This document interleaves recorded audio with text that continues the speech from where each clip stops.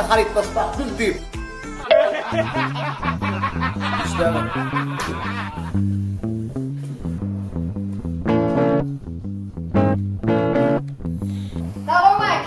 Waalaikumsalam. Atazan mı? Atazana yok. Yok mu? Yok. Yok. Olay. Vay, atacağım Mehmet Yaman. Malı der atacağım kimden ha? Geldiler no. Kasabat geçip oturuyorum. Olmuşma. Keyfine bir. Ay, tuğrama çalım. Dükkanı çıktım deyip istimle kaydırdım. Böyle indim sen yanına. Ha o tuğrama ne diyorsun? Ay ne diyorsun otel dükkanı? Benim şu dükkanda at belgilenen yerim o.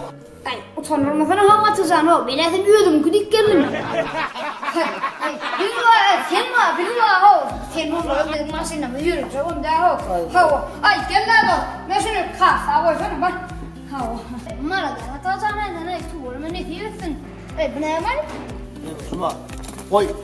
Mehmet İfer'e. Kim ömkü belgilenen maddiye. Ay bilyen olsa bilyen ya adamda. Hadi bunların anas bu şeyleri.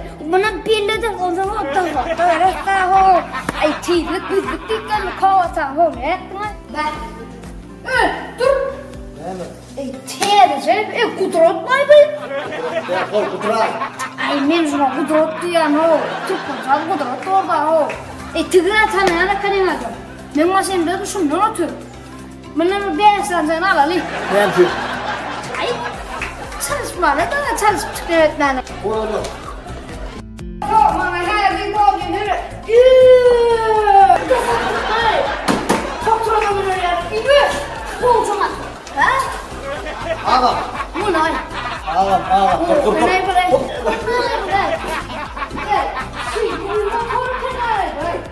Bu nereden oldu? Bu ne? Tamam, bu ne? Bir bolya tis. Patladı.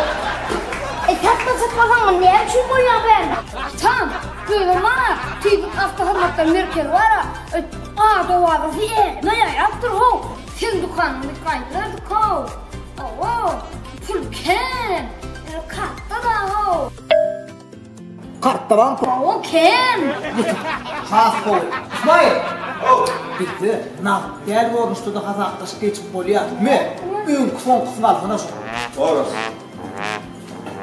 Kartta öyle. Allah. Öldüm. Dilimden oldu. Dilim kesmelerine. Ay ben bir kağıt adam alacak olmadım. Ya sana da ben geldim. Söyleyeyim ya. Ha o ayrı şunlar hak. Bizden birazdan çünkü bizden o olur ma. Ay ne ettin lan? O. Ay bu hülle. Ay olmadım ya. Dur. O ne? Görebiliyor musun? Kim her? Şu İsveçliler, Araplar, İslamlar. Söyle mi? Ay oğlum. Ay alma. Alma oğlum. Cuba. Ne? Ay hak zoraya tamay. Tiylik bizliktik ay gördük. Tuğrama yağarlık en hev. Bunlar soğudarlık havala tamay. Tiylik bizliktikler gelir dururmaydı. Ay havala.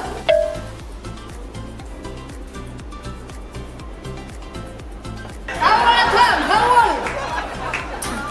Daha kolaydı. İsmail. Nasıl olsa bekle şu adını.